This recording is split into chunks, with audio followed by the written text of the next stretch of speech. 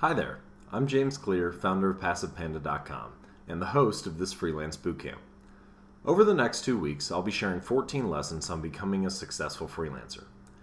You can use the strategies and tactics that I share to start your own freelance business and begin working for yourself, make a little bit of money on the side with the skills you already have, or anything in between. No matter how you use the lessons in this Freelance Bootcamp, I'm confident that you'll find them useful and that you'll be able to start freelancing and gain even more financial freedom in your own life. Why don't we go ahead and get started with Lesson 1. Lesson 1 is an incredibly important lesson because it focuses on the one thing that will make all the other lessons, all the strategies and tactics, and everything else about being a freelancer work for you and make the challenges that you face much easier. And that is developing the correct freelance mindset.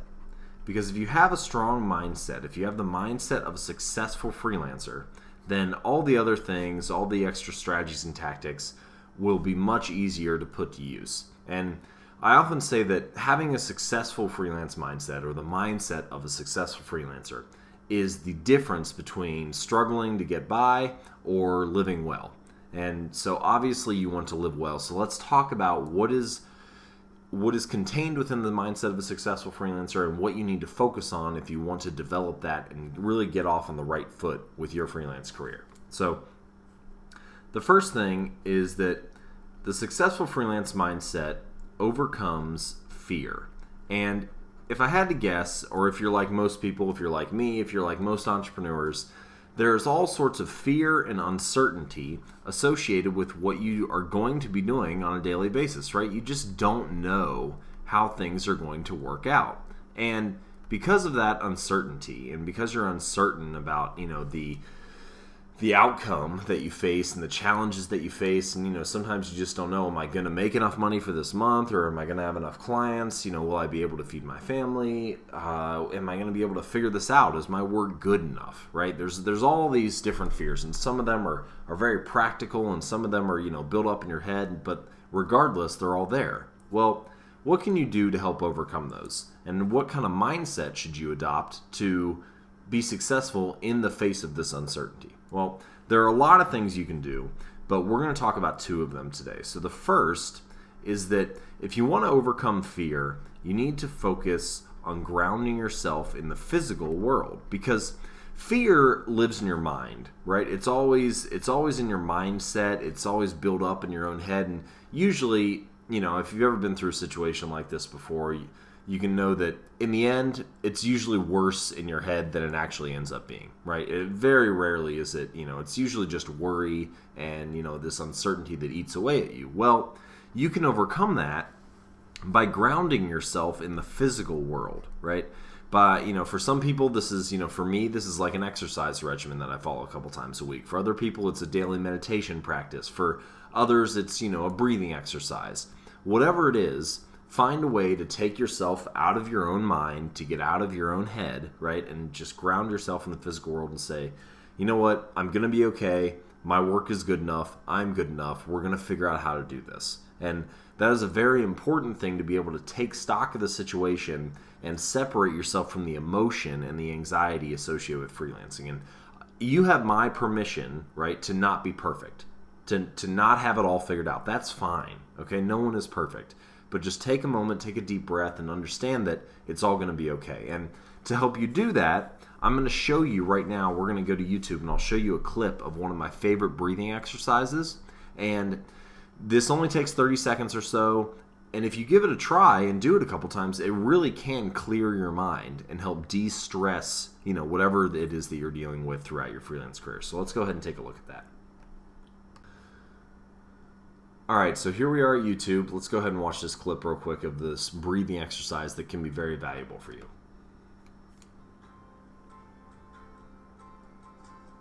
Close your eyes. Breathe in for a count of 3. And out for a count of 6.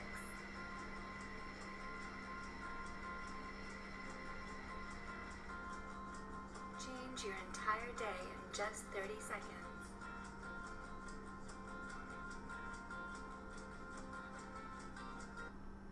So that breathing pattern of breathing in for for 3 and out for 6 is a nice little, if you just cycle that a couple times, then that can really clear your head and it works really well. It's just something that you can do anywhere, right? Anybody can sacrifice 30 seconds, doesn't matter how busy you are. You can take, 30 seconds to breathe and ground yourself and, and deal with the stress and the uncertainty and all that and get back, to realizing that we're going to be able to handle this. So that's one way for overcoming fear and uncertainty and, anxiety.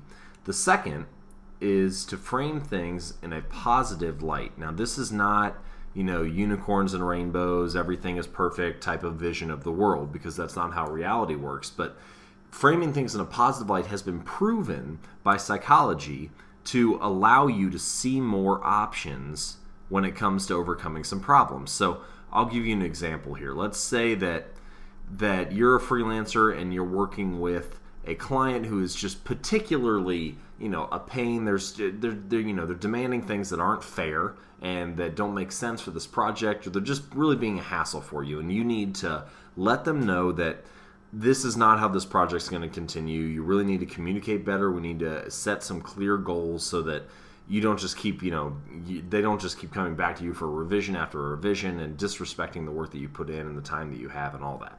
Well, you finally go to them and you confront them and they get upset and, it doesn't really go well. It's just a bad interaction.